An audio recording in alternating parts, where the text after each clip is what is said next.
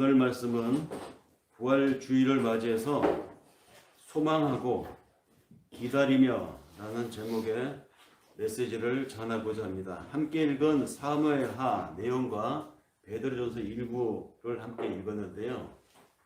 사무엘하 함께 읽은 내용은 그 전후 맥락을 비춰보면 다윗이 굉장히 곤란한 상태에 빠져 있었을 때의 정황이 소개되고 있습니다. 아들에게 권좌에서 쫓겨났습니다.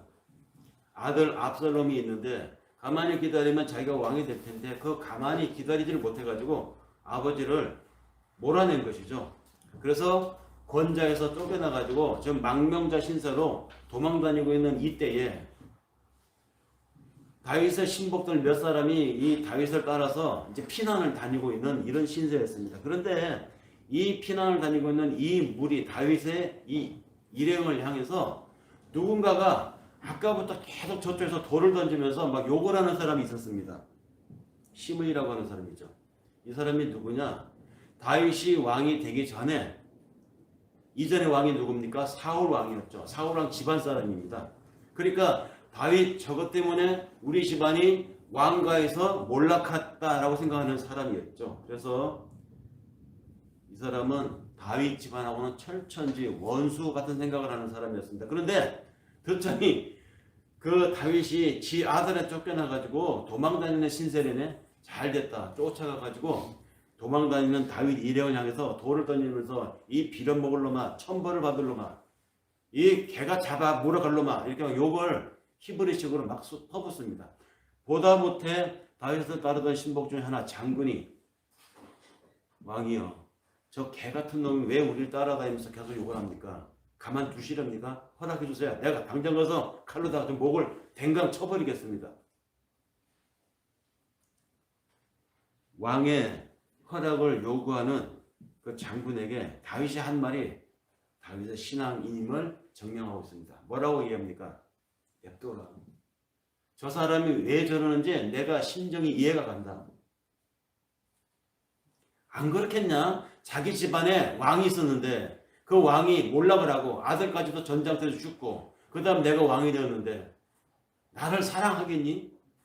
너 같으면 나를 축복하겠니? 저 사람이 나를 저주하고 나에게 욕을 퍼붓는 것은 하나님이 나의 흠이나 내가 뭐가 잘못한 게 있었기 때문에 저 사람이 입을 들어서 지금 나를 해꾸지하는 것이다. 만약에 저 사람이 하는 해꾸지가, 저 사람이 하는 저주가, 저 사람이 지금 나를 향해서 퍼부는 이 독설이 저 사람이 임의와 저 사람 자기 개인 원한에 의해서 하는 것이라면 하나님이 그를 벌할 것이지만 만약에 나한테 그 욕, 그 저주를 받을 만한 합당한 일이 있어서 저 사람이 입을 통해서 빌어서 하는 것이라면 그건 하나님이 하는 일이다. 배배로 돌아. 그래서 장군이 어찌하지 못하고 그 지독한 독설과 욕을 들어가면서 계속 피난길을 가는데 이 무리 저주하는 이 시므이 쪽 집안 사람들이 계속 따라오면서 합니다. 계속. 그래서 마지막에 보니까 너무너무 힘들었다고 합니다. 다윗과 일행들이 그 듣기가. 그럼에도 불구하고 참고 계속 간다는 이야기가 오늘 본문의 이야기입니다. 그 사람이 신앙이 있느냐, 그 사람이 정말 마음에 하나님을 모시고 살아가느냐, 어디에서 판단할 수 있느냐면 이와 같이 위기 때 알 수가 있습니다. 사람이 살다가 위기를 겪죠. 살다 보면 힘든 날이 옵니다. 그런데 내가 정말 하나님을 믿고 살아가는 사람인지 내가 정말 신앙의 사람인지는 그 위기 때 나타난다는 것이죠. 잘 나갈 때, 편안할 때 그때는 신앙이 있는지 아닌지 하나님을 믿는다고 하지만 정말 하나님을 믿는지 아닌지 구분할 수가 없어요. 왜? 다 좋으니까.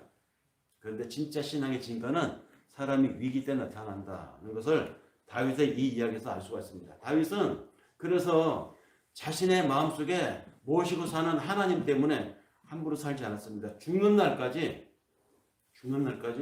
자신의 죄에 대해서 하나님께 맡기고 하나님 앞에 살아간다는 심정으로 매일매일의 삶을 살았던 사람입니다. 그래서 다윗을 가리켜서 신앙의 인물, 성왕, 위대한 왕이라고 하는 것입니다. 그가 영토를 넓혀서 이스라엘의 명예를 높여서 아니에요. 그가 신앙으로 살았기 때문에. 아마 다윗은 이 피난 여정에서 누군가에 의해서 살해를 당했어도 또 위험한 지경에 빠져서 거기서 목숨을 부지하지 못하고 죽었어도 그는 하나님을 배신하지 않았을 것입니다. 그것 또한 하나님이 하시는 일이니 받아들이리라 하고 아마 멋지게 갔을 인물이라고 생각이 됩니다. 얼마 전에 개신교 교회의 최대 교회를 이끌었던 한 목사님이 돌아가셨죠. 그 원로 목사님의 장례식에 많은 관계자들이 와서 가신 분에 대한 존엄과 정성을 다해서 장례식을 치르는 것을 중요한 것을 봤습니다. 각계에서 조문단이 왔고요. 일반 조문객들까지 와서 꽃을 바치면서 더러는 담담한 표정이 있는 사람도 있었고 어떤 분은 침통한 표정을 하는 분도 있었고 또 어떤 목사님은 비통해하기도 했었습니다.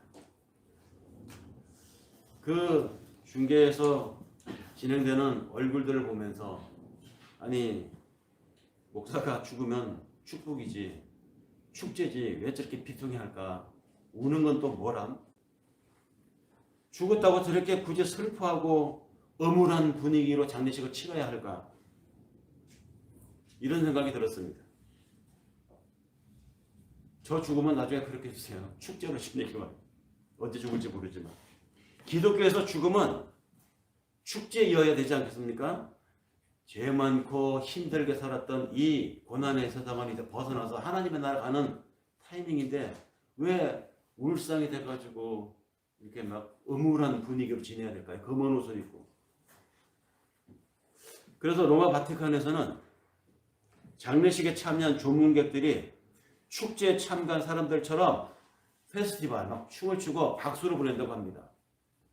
그 박수, 그 축제 분위기는 죽으신 그분, 즉 고인이 된 그분이 하나님의 나라로 들어갔음에 대한 남아있는 자들의 소망을 말하는 것이고 나도 나중에 어느 단계 가면 저렇게 해서 갈 것이다 라고 하는 미래 소망에 대한 확신이 그들에게 있기 때문이지 않겠습니까? 만약에 죽는 것으로 이 세상이 끝이라면 죽고 그 다음에 아무것도 아닌 것이 다라면 살아있고 호흡이 붙어있는 일각 일초라도 아까운 것입니다. 내 하고 싶은 거 다 하고 살아야죠. 먹고 싶은 거 다 먹고 가고 싶은 거 다 가고 한 푼이라도 나 만들고 나를 위해서 나만을 위해서 살아야 되지 않겠습니까? 그게 현명한 거 아니겠습니까? 근데 왜 사람들 그렇게 살지 않을까요? 믿거나 말거나 죽음 너머에 다른 세계가 있다고 그나마 막연하게 생각하기 때문입니다.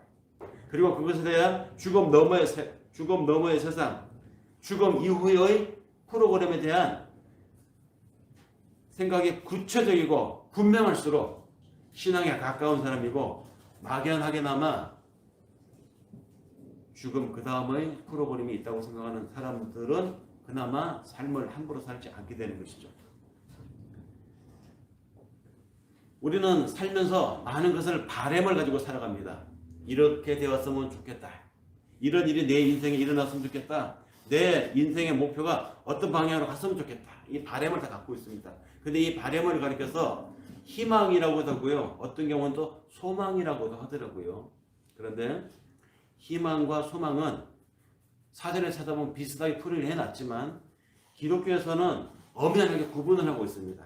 그냥 우리가 살아가면서 일상에서 우리의 바램을 얘기한다고 하면 그건 희망입니다. 근데 그게 종교적인 의미를 실어서 그 바램을 이야기하면 우리 그걸 소망이라고 이야기하죠. 특히 소망은 죽음이라고 하는 경계를 놓고 죽음 저편의 사건이라는 것입니다. 죽음 이편에서는 우리가 바라는 것이 있다면 뭡니까? 희망이죠. 죽음을 중심으로 해서 죽음 이쪽 편과 죽음의 저쪽 편을 두고 희망이냐 소망이냐 사람들은 헷갈려합니다. 때로는 소망을 희망이라고 생각하기도 하고 어떤 분은 희망이나 소망이나 그게 그거 아니냐라고 생각하지만 유한하고 잠정적인 바램은 희망이고 무한하고 영원한 것은 소망입니다. 이를테면 좋은 직장 들어가기를 원한다. 이건 희망이 되겠죠. 작은 집에 살다가 큰 집을 장만해서 가기를 원한다. 희망입니다. 그런데 이 희망은 그것이 이루어지기까지 정말로 열렬히 바라지만 정말로 눈앞에 딱 이루어지고 내 생에 그것이 이루어지고 성취되면 그 성취되는 순간부터 바로 무감각해집니다. 그리고 그 희망은 오래가지 않습니다. 이루어지는 순간 또 다른 희망이 우리 속에 생겨나는 것이죠. 25평에 살다가 32평으로 갔습니다. 좋았어요. 그런데 오래가지 않아서 좁게 느껴집니다. 그리고 일상같이 느껴집니다. 감각이 없습니다. 누구는 내 나이에 45평에 산다는데 이거 참 체면이. 그런데 45평을 또 요망하죠. 막 바랍니다. 주야 45평을 주시옵소서. 희망을 소망화해가지고 기도까지 합니다. 그래서 45평 줘봐요. 또 가면 어떻게 되겠습니까? 유한합니다. 희망은 오래가지 않습니다. 그리고 곧 무감각해집니다. 이렇게 살아가는 동안에 우리가 구하는 것들, 요망하는 것들, 희망하는 것들은 그 끝이 결국은 허무로 연결되어 있습니다. 그 허무는 우리로 하여금 또 다른 것을 열망하게 만듭니다. 그리고 그 열망은 우리가 살아가는 동안에 죽는 순간까지 끝이 없이 이어집니다. 죽음 이전에 우리가 성취하는 그와 같은 모든 것들은 우리가 생명에 들어가지 못하게 하는 소망하고는 다른 것입니다. 그렇기 때문에 진짜 희망인 즉 소망은 죽음 이후에 저편의 사건이라는 것이죠. 죽음 이편에 일어나는 모든 것들은 잠정적이고 유한하기 때문에 그 끝이 허무하기 때문에 그건 진짜 희망이 아니라는 것입니다. 진짜 희망을 가리켜서 소망이라고 하는데 그 소망은 죽음의 이편에 있는 것이 아니고 죽음의 저 건너편에 있는 것이다. 그런데 이렇게 말하니까 그리고 교회에서 사실 이런 식으로 설교를 많이 해오잖아요. 이 땅의 것은 다 잠정적인 것이 유한한 것이다. 사라질 것이다. 그 조만간에 다 불에 녹아 없어질 것인데 왜 그걸 붙잡으려고 에너지와 시간과 그 소중한 재원을 소비하느냐. 하늘의 것을 붙잡아라. 그래서 자칫 이렇게 말해온 교회의 메시지를 사람들이 이상하게 받아들여가지고 피안주의로 빠지는 경향이 있습니다. 피안주의. 내세가 있고 피안 있잖아요. 죽음을 중심으로 해서 이쪽의 세계가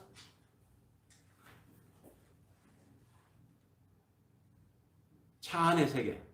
그 다음에 죽음을 넘어서 저쪽의 세계가 피안의 세계. 이 부분을 자칫 잘못 이해하게 되면 우리는 우리의 신앙이 피안의 세계로 빠질 수 있음을 솔직히 고백합니다. 기독교가 그런 경향이 있습니다. 이 세상 일들이 다 헛된 것이니 포기하고 저 세상, 저 하늘만, 천국만 바라보라고 교회에서 많이 외쳐왔습니다. 오해가 되도록. 교회뿐만이 아닙니다. 하나님을 제대로 믿는다고 하나님에게 정말로 에센스하게 이렇게 믿어야 된다라고 믿었던 종파들은 다 그런 경향을 보여보았습니다. 오래전에 유대사회에서도 SNF파라고 하는 공동체가 있었습니다.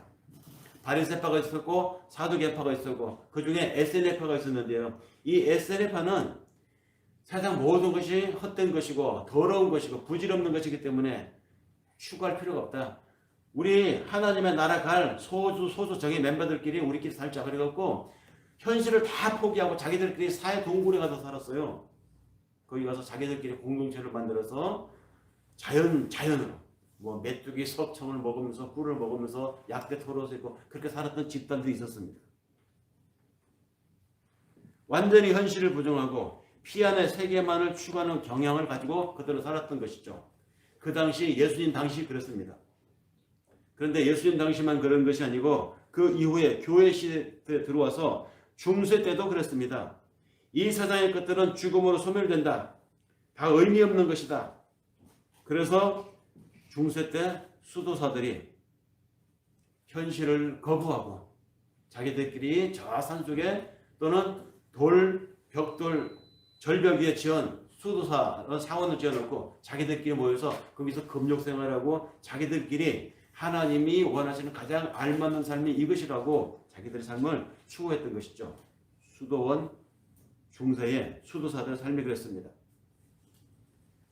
이런 경향은 오늘날에도 일부 종파 교회에서 이런 일을 하고 있습니다. 현실 교회가 다 때묻었다. 더럽혀졌다. 사단하고 결탁이 되었다. 그래서 우리끼리 순수한 신앙을 지켜야 된다고 자기들끼리 공동체를 만들어서 자기들끼리 경제 공동체 만들어서 따로 사는 이런 경향들을 오늘날에도 일부 이상한 소종파들이 보이고 있습니다. 물론 이 세상에 우리가 누리던 것, 우리가 관계하던 모든 것들이 죽음으로써 소멸됩니다. 집단으로 소멸될 날이 앞으로 오겠지만 집단으로 소멸될 그날 이전에 내가 나이가 들어서 죽으면 저 개인적으로는 저는 종말을 맞는 것이죠. 죽음으로. 그렇기 때문에 시간의 문제이지 누구든 종말을 맞게 됩니다. 죽음을 맞게 된다는 것이죠. 그러므로 내가 관계했던 모든 사람과의 또 내가 애지중지했던 아까운 물건, 내가 꼭 이루고 싶었던 어떤 일, 그것이 나의 죽음으로서 끝나는 것입니다. 스톱이에요. 그러니까 무의미하다는 말이 틀린 말은 아닙니다. 하지만 기독교 신앙이 그렇게 피안과 차안을 구분하기 때문에 사람들이 오독해가지고 이원론에 빠지는 것입니다. 기독교를 제대로 믿으면 이원론, 선과 악으로 또는 사단 아니면 하나님, 아니면 현실 아니면 천국, 거룩한 것 아니면 속된 것, 이렇게 둘 중에 하나를 강요를 받는 이런 압박을 종교인들이 느끼게 됩니다. 그렇지만 그런 이원론은 건강한 기독교, 바람직한 신앙에서는 권하지 않습니다. 위험합니다. 금물입니다. 죽음 저편의 내세, 그리고 죽음 이편의 현실, 이 무슨 관계가 있을까요? 건강한 신앙은 이것이 상호적이고 유기적이고 변증법적으로 관계가 있습니다. 사람들은 죽어서 가는 것만 천국이라고 생각하지만 건강한 신앙, 제대로 성경을 읽고 해석이 제대로 된 사람들은 천국은 죽어서 가는 것만이 아니라 이 땅에 살면서도 우리가 경험할 수 있다고 얘기할 수 있어야 돼요. 그리고 그런 경험들이 있어야 됩니다. 그리고 상호적이고 유기적이란 말이죠. 하나님의 나라는 저 우주 끝에 어디에 죽어서 가는 빛의 속도로 가서 도달할 어떤 곳이기도 하지만 내가 살아가는 나의 언어와 나의 행동과 나의 말투를 통해서 오늘 어떤 단체 속에서 내가 가면 거기가 하나님의 나라가 될 수 있다는 것이죠. 그들 속에 내 내면 속에. 이런 기독교의 신비를 이해해야 기독교 신앙의 정수를 제대로 우리가 경험해 볼 수 있습니다. 이원론적인 사고로는 무조건 피안적인 희망만을 노래하거나 아니면 세속적인 욕망을 그 피안의 희망에 투사시켜서 바라보게만 할 뿐입니다. 현실에서는 어떻습니까? 현실에서는 자신의 바람을 피안의 희망에 실어서 구하는 경향이 더 많죠. 그래서 사람들이 나 죽으면 천국에 가면 되지 뭐 이렇게 말을 하면서도 어떤 말에서는 얼른 하나님의 나라에 가고 싶어하는 같은 어투가 보이는데 그 사람의 삶을 가만히 보면 누구네 집에 집 넓혀서 갔대, 누구네 집에 부자 동네로 이사 갔대, 그러면 자기도 하나님 부자 동네로 가게 해주세요. 나도 하나님 큰 집에 살게 해주세요. 이런 바람이 더 크다는 것입니다. 자기가 현실에서 원하는 피 안에서 차 안에서 원하는 것을 피 안의 세계에 실어서 하나님 앞에 그걸 달라고 하는 것입니다. 현실에서는 후자적 신자가 더 많다는 것이죠. 죽음 이후에 천국을 희망한다고 하면서도 실상 현실에서는 남들이 부러워할 만큼 잘 나가기를 원하고 잘 살기를 목표로 기도하고 그것을 신앙의 이유로 삼는 사람들도 있습니다. 그래서 종말이 왔다고 말을 하면서도 재산은 막 축적하고 남 안 주려고 하는 사람들이 교회 다니는 사람 중에 많고 장로님들 중에 많아요. 이제 곧 하나님의 나라가 이 땅에 온다고 설교를 하면서도 교회를 수백억 수천억 들여서 화려하게 짓는 목사님들이 있는지도 모르겠습니다. 근본적으로 우리가 이 땅을 살면서 희망보다 더 상위인 소망을 가지고 살아야 되는데 도대체 그 소망이 뭐냐? 그 소망에 대해서 베드로가 우리가 함께 읽은 본문을 통해서 이렇게 말합니다. 여러분들은 이 그리스도로 말미암아 그분을 죽은 자들 가운데서 살리시고 그분에게 영광을 주신 하나님을 믿고 그 하나님께 소망을 두게 된 사람들입니다. 우리를 가리키는 말이잖아요. 우리 이렇게 믿고 살지 않습니까? 베드로는 이미 앞쪽에서도 비슷한 이 소망을 언급한 적이 있습니다. 하나님께서는 당신의 크신 자비로 우리를 다시 낳아주시고 예수를 죽은 자들 가운데서 다시 살리심으로 우리에게 산 소망을 안겨주셨습니다. 라고 같은 장 3절에서 이야기한 바가 있습니다. 앞의 이야기나 뒤의 이야기나 다 기독교의 소망이 무엇에 근거하고 있느냐? 예수의 부활에 근거하고 있음을 이야기합니다. 그러므로 이 소망 사건은 우리가 신앙하고 신앙 때문에 이 땅을 함부로 살 수 없는, 함부로 엉터리로 살면 안 되는 가장 큰 논거가 됩니다.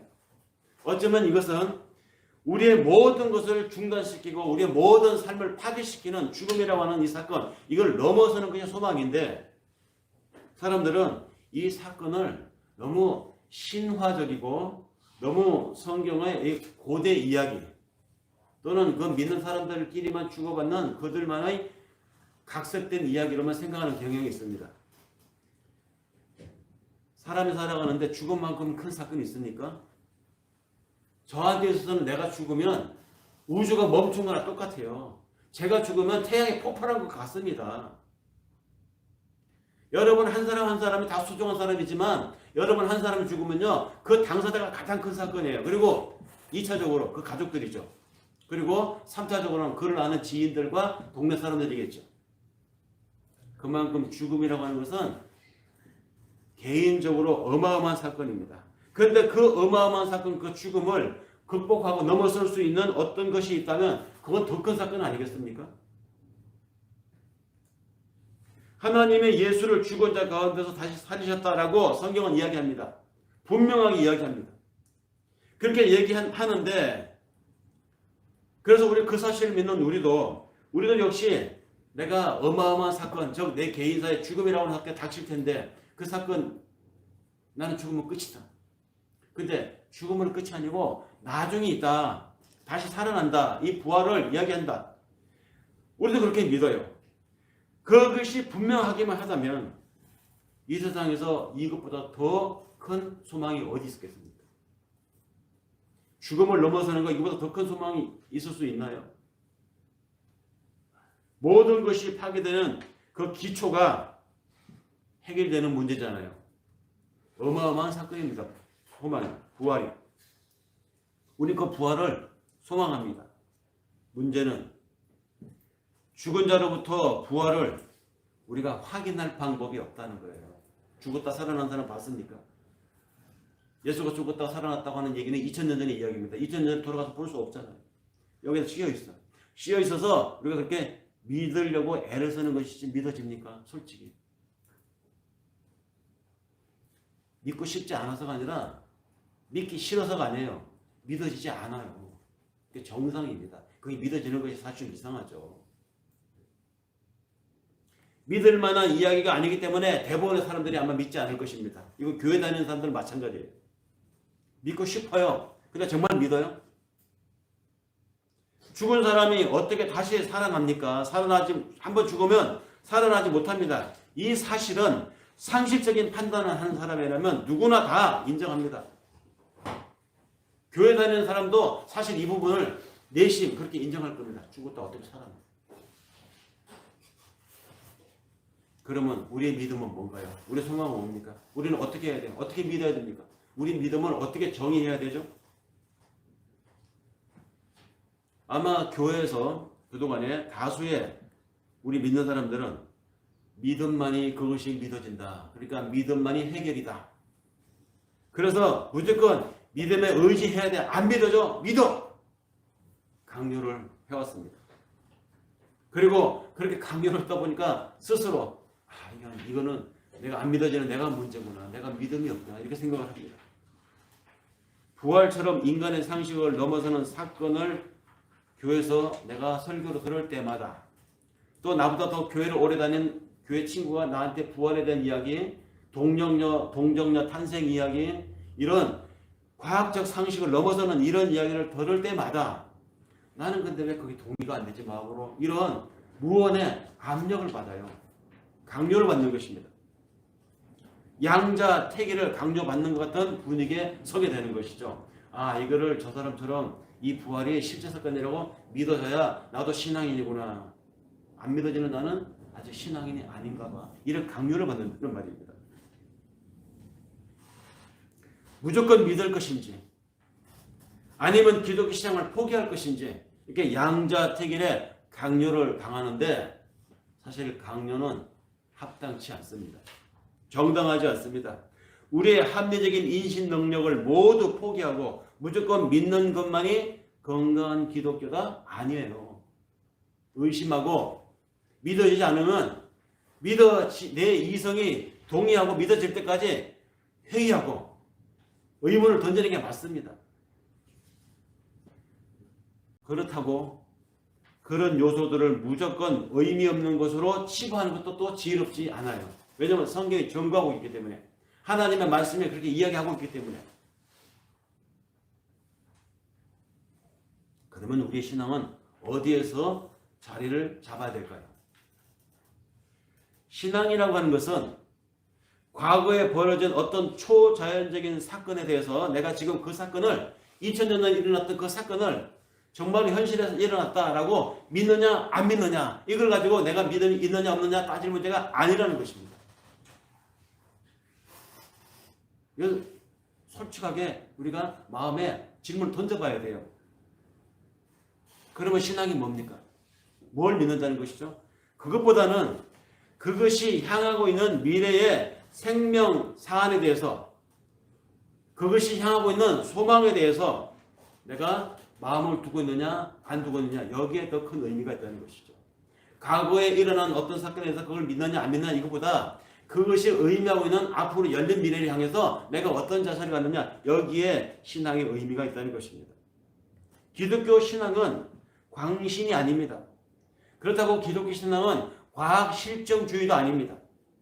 기독교 신앙은 미래를 향한 것입니다. 미래. 그래서 소망하며 기다리는 것입니다. 그 소망하며 기다리는 그 삶이 오늘의 나를 구속하고 그 소망하고 기다리는 그 삶이 오늘의 나를 만들어가기 때문에 신앙은 미래를 향한 것이지 과거에 일어난 그 사건을 믿느냐 안 믿느냐 그거를 너무 강요하면 광신자가 되는 거예요. 이성을 마비시킨 이상한 집단으로 만들자는 것이죠. 그것은. 안 그래도 좀 나는 신이다 나는 개다 이상한 프로그램이 많이 들어서 기독교를 먹칠을 하고 있는데 이런 주의들 때문에 그렇습니다.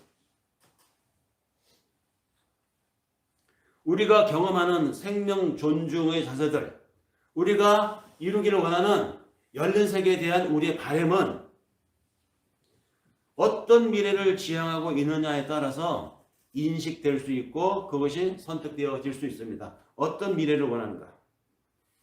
신앙의 이런 미래적 성격을 정확하게 이해를 해야 기독교의 소망에 대한 본질을 제대로 이해할 수 있고 부활의 의미를 제대로 해석할 수 있습니다. 우리가 믿는 것은 지금까지 벌어진 사건보다는 앞으로 일어날 일입니다. 그런데 그 미래 사건은 아직 증명될 수가 없습니다. 아직 증명되지 않는 그 미래의 사건, 그 미래의 시간들 그것에 우리의 모든 삶을 걸어두고 살아가는 것이 기독교 신앙이에요. 다시 말해서 앞으로 일어날 부활 사건 다시 하나님 앞에 산다는 그 부활 사건에 우리의 소망을 두고 오늘 살아간다고 하면 나는 어떻게 살아야 되겠습니까? 함부로 살 수가 없습니다. 엉터리로 살지 않습니다. 이게 신앙이에요. 지나간 것에 대해서 그것이 사실이냐 아니냐. 성경이 제자들의 그 개인적인 기록이지 하나님이 어떻게 해서 기록했다. 그거 갖고 논쟁하는 건 신학자들의 이야기고 우리는 그것에 너무 집착할 필요가 없습니다. 내가 하나님을 믿는 사람으로서 하나님의 나를 앞으로 어떻게 만들어 가실 것인가. 미래에다 두고 살아가야 한다는 것이죠. 이 최후의 사건, 종말론적인 생명사건, 미래에 내 앞에 우리들 앞에 벌어질 사건 바로 그것이 부활사건이고 그것이 소망입니다. 죽고 다시 살아난다는 표상으로 묘사되어 있는 이 부활이 바로 미래의 생명이라는 말이죠. 그렇기 때문에 기독교는 이 부활 소망에 집중해서 메시지가 만들어져야 되고 또 그렇게 선포되어져야 합니다. 이 부활은 아직 결정되거나 증명될 수 있는 것이 아니라 여전히 열려있는 궁극적인 생명의 사건이기 때문입니다. 그러기에 죽었다가 다시 사는 것을 무조건 믿는가 부정하는가 이런 것으로 신앙이 있다 없다 재단할 수 없다는 말입니다. 다만 우리는 더 이상 언어로 정확하게 설명할 수 없는 생명 사건에서 그 사건이 2000년 전에 예수에게서 일어났다. 그러면서 그 사건이 우리에게도 일어날 것이라고 약속했기 때문에 그 약속에 대한 신뢰를 성경의 근거에서 보이고 있습니다. 그리고 신약은 이 종말론적인 생명을 역사적 예수 사건에서 미리 당겨서 그가 경험을 했음을 여기서 기록하여 우리에게 증거하고 있습니다. 이 변정이 우리가 하나님을 믿는 사람이라는 것, 기독교인이라는 사실을 보정해줄 최소한의 결정적인 요소라고 볼 수 있습니다. 그래서 베드로가 예수님 가시고 나서 한 3, 40년을 더 살았던 베드로가 자기 편지에서 그렇게 말하는 것입니다. 마음을 가다듬고 정신을 차려서 예수 그리스도가 나타나실 때에 여러분에게 내려주실 은총을 끝까지 기다리십시오. 왜냐하면 예수님이 가시면서 너희도 내가 다시 데리러 오리라 했는데 이제 베드로도 늙어서 죽을 때가 됐습니다. 지쳤어요. 사람들이. 왜 안 오시는 거야? 예수가 구름 타고 다시 재림한다고 했는데 자신들의 생애에 일어날 줄 알았는데 안 오는 것입니다. 지쳤습니다. 그래서 마음에 흔들리지 말고 정신을 가다듬고 기다리라 기다리라 기다리라. 근데 이 기다리라 기다리라가 2000년이 지난 오늘 날까지도 기다리라고 합니다.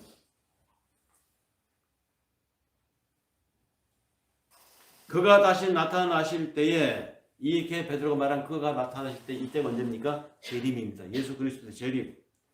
근데 어떤 이들은 이 예수가 그 재림을 하는데 구름을 타고 온다고 생각을 했었습니다. 그건 그 당시에 사람들이 다 그렇게 생각했어요. 고대 신화입니다. 고대에서 제우스 신이나 뭐 비너스 여신이나 또는 갑자기 신들 이름 생각이 안 나는 하여튼 우리가 중세 그 명화들에 보면 신들이 출현할 때 막 불이 타는 백마를 타고 내려오는 또 많은 새틀구름인지 뭉게구름인지 구름 속에 이렇게 오시는 신의 출현을 많이 그려놨잖아요. 그 당시 사람들은 생각이 그랬다고요.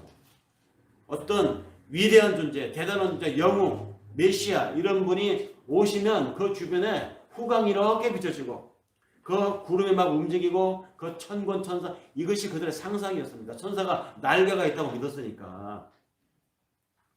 당시에는 그런 신화적 사건들이 그들에게는 자연스럽게 여겨졌기 때문에 예수의 재림 또한 그렇게 올 것이라고 사람들이 생각했습니다. 그래서 그렇게 묘사했던 것이죠. 하지만 실체는 뭡니까? 예수의 재림은 오늘 우리가 받아들일 때 세상 모든 것들이 완성의 세계로 들어가는 것이 예수의 재림이에요. 불완전했던 것이 완전한 세계로 들어가는 것. 희미했던 것들이 뚜렷하게 나타나는 것. 성경을 읽기는 읽는데 이것이 그 말이고 그 말이 저 말이고 내가 믿는 게 이게 제대로 믿는 것인지 아니면 내가 좀 잘못 읽고 있는 것인지 가물가물하고 불분명할 때 어느 날 성령이 내게 임해서 읽는 족족 은혜가 되고 하나님 감사합니다. 성경의 말씀이 뚜렷하게 나타날 때 이게 재림입니다. 불완전한 것이 완전한 세계로 들어가는 것 이것을 오늘날의 재림이라고 하죠. 그리고 진짜 예수가 다시 오는 재림은 미래 어느 날에 일어날 일입니다. 그 완성은 죽음으로부터의 부활로 일어납니다. 그 생명이 올 때까지 기다리는 매일매일의 삶이 우리 신앙인들의 오늘의 실존이에요. 그걸 기다리는 것입니다. 내가 죽어서 일어날 수도 있고 내가 살아있는 생에 일어날 수도 있고 모르죠. 하나님의 시간표를. 그 기다림을 가리켜서 소망이라 하고 그 소망이 신앙의 본질입니다. 기다림은 우리가 완성된 어떤 것을 아직 경험해보지 못했다는 증거입니다. 우리가 세상에서 무엇을 성취한다 한들 그것은 여전히 불완전한 것입니다. 완성된 것이 아닙니다. 사람들은 사회적인 높은 신분을 얻으면 또 선하게 살아서 도덕적인 업적을 이루었다면 또 많은 명예를 얻어서 사람들에게 영향력을 끼칠 수 있는 인플루언서가 되었다고 하면 그것으로 자신의 인생을 완성했다고 생각하는 경향들이 있지만, 또 그렇게 사는 사람들처럼 나도 저렇게 완성된 삶을 살아야 되겠다고 사람들이 추종하는 경향들이 있지만, 그러나 그건 역시 한시적이라는 말이죠. 그 업적, 그 성공, 죽을 때 가져갈 수 없습니다. 어떤 예술가도, 어떤 정신적인 깊이에 도달한 철학가도 자신의 만든 작품을 가리켜서 또는 자신이 이룬 그 지론을 가리켜서 나는 완전한 상태에 이르렀다라고 말한 사람이 있습니까? 철학의 깊이에 심오한 예술을 한 사람일수록 나는 아직도 부족한 뭔가를 달려간다고 얘기하지, 내 이 상태가 완전하다고 말하는 사람은 어설픈 사람이에요. 그렇게 말하지 않습니다. 그 얘기는 이 세상에서 일어나는 어떤 것들, 모든 것들은 다 한시적일 뿐이라는 말이죠. 그러면 영원하고 완전한 것은 어디에 있을까요? 이 땅에서 불가능하다는 것입니다. 하나님의 나라가 임해야 가능하다는 것이죠. 지지난주까지 그 화려했던 이 개천 들판의 벚꽃들 보십시오. 하루아침 비 오고 바람 불고 나니까 싹 사라져 버렸습니다. 지금 피는 꽃이라고 또 얼마나 갈까요? 우리의 삶을 비교해 봅시다. 우리 삶은 또 어떨까요? 아름다운 극치로 보였던 꽃과 식물도 한철인 것처럼 우리 인간들의 삶도 마찬가지입니다. 살아가는 여러 가지 형식들이 다 다르겠죠. 먹고 마시고 결혼하고 자녀를 얻고 돈을 벌고 여러 가지 삶의 내용들과 형태들 가지고 각자 살아갔지만, 그리고 디그리도 다 다르게 살아갔지만 완전한 생명이 아닙니다. 세상에 있는 모든 생명체들의 활동과 생명체 그 자체가 결국은 종말을 향해서 가고 있습니다. 죽음을 향해서 가고 있는 것이죠. 모든 생명체가 이 죽음을 경계로 해서 죽음 이 편은 존재, 죽음 저 편은 비존재로 갈리는 것입니다. 그러면 존재와 비존재, 존재했다가 죽음 저편 넘어가서 비존재로 끝나는 것일까요? 우리 기독교는 그렇게 믿지 않잖아요. 그 다음 프로그램이 있다는 것. 우리는 죽음 안에서 살아가는 모든 생명체를 절대화하지 않고 죽음 그 너머의 프로그램을 추구하고 그것을 구하고 그것을 기도하며 살아가는 하나님의 자녀들입니다. 신랑을 기다리는 처녀에 대한 예수의 비유에서 나온 것처럼 우리는 등불을 들고 그 생명 너머의 세계를 기다리며 살아가는 하나님의 자녀들이라고요. 그래서 우리는 기다립니다. 매일매일 삶이 기다림입니다. 기다린다는 것은 우리 실체가 나그네라는 뜻입니다. 시간을 기다리지만 공간적으로는 안주하지 않는다는 것이죠. 한 곳에 멈추는 것이 아니라 어딘가를 향해서 매일매일의 삶을 떠나는 삶, 길을 떠나야 하는 처지, 이런 삶을 가리켜서 나그네라고 하지 않습니까? 나그네는 안주하지 않습니다. 왜? 안주하면 거기서 어떤 일을 일어날지, 어떤 일을 당할지 알 수가 없기 때문에, 불안하기 때문에 나그네는 계속 이동을 합니다.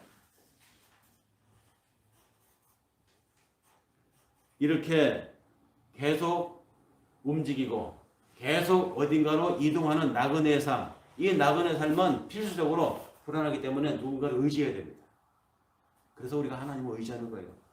내 매일의 삶에서 안주하고 이만하면 족하다 안 된다고만 여기서부터는 이제 부패가 일어나고 거기서부터 안일함이 일어나고 거기서부터 하나님을 향한 시선에서 점점 나를 향한 땅을 향한 시선으로 눈의 방향이 바뀌게 되는 것입니다. 그래서 베드로가 당시의 신앙인들에게 말했습니다. 여러분들은 각자의 업적에 따라서 공정하게 판단하시는 분을 아버지로 모시고 있으니 나그네 생활을 하고 있는 동안은 늘 두려운 마음으로 지내십시오. 말씀을 정리할 때가 된 것 같습니다. 그 절대적인 생명의 세계로 들어가기 전에 하나님은 우리를 판단하십니다. 그 하나님의 판단은 공정합니다. 사람들은 공정을 하나님의 시각에서 안 보고 사람들의 생각에서 공정을 따져요.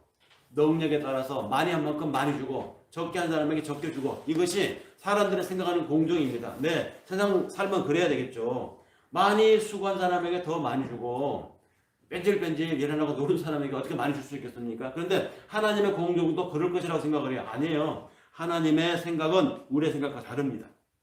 하나님의 공정함은 우리가 생각하는 공정함과 다릅니다. 사람들 생각에는 저 사람 정도면 훌륭하고 저 사람 정도면 많은 일을 했고 저 사람 정도면 하나님 앞에 더 거룩한 일을 많이 했으니 하나님 앞에 가서 상도 클 것이라고 생각을 하지만 누가 알아요 그거를?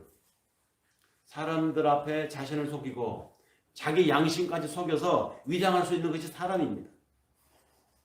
그리고 그렇게 해서 이룬 그 업적과 그 성공이 그대로 하나님 앞에 평가받는 것도 아닙니다. 인간의 행위나 업적은 자신을 숨기면서도 만들어낼 수 있습니다. 그래서 그 자신의 업적은 곧 그 사람이라고 사람들은 평가를 하지만 하나님 앞에서는 다르다는 것이죠. 그렇기 때문에 내가 오늘 제대로 살지 못했다고 하나님 앞에 위축될 필요가 없다는 것입니다. 내가 이만큼 거두었다고 다른 사람보다 하나님이 나를 더 알아줄 것이라고 생각하는 것도 자만이라는 것이죠. 하나님의 공정하심은 하나님에게 있습니다. 하나님은 인간의 성공과 인간의 실패 그 여부를 가지고 판단하시는 기준이 하나님의 공정이 아닙니다. 나 자신을 가장 정확하게 판단할 수 있는 분은 나인 것 같죠? 아니에요. 나는 나에 대해서 후합니다. 그렇기 때문에 나를 가장 정확하게 판단할 수 있는 분은 내가 아니라 하나님이에요. 그 하나님이 당신의 기준에 따라서 정확하게 내가 지금 어떻게 살고 있는가 판단하고 계시다는 것이죠. 경계, 죽음의 이편에 살아온 나를 죽음 저편 경계로 넘어가기 전에 이 경계 앞에 설 때 하나님이 나를 판단하신다는 것입니다. 당신의 공정으로. 이것을 마음에 두고 살아가는 사람은 어떻게 매 순간을 주어진 나의 삶의 기회를 함부로 살 수 있겠습니까? 엉터리로 살 수 있겠습니까? 엉망으로 살 수 없잖아요. 그 두려움을 일러서 그 하나님 두려운 줄 알고 살아가는 그 마음을 일러서 하나님에 대한 경외심이라고 하고 또 다른 말로는 함께 사는 생명에 대한 존중감이라고 합니다. 성경이 이것을 얘기합니다. 부활은 이것을 이야기하는 것입니다. 그 부활을 소망하는 믿음이라고 하는 것이 바로 미래를 향해서 앞으로를 향해서 내가 어떻게 살아가느냐 살아가야 될 존거, 근거, 그 기준점을 신앙에서 찾는 것 이것이 부활신앙의 하나님이 주시는 메시지로 알고 전합니다. 기도하겠습니다.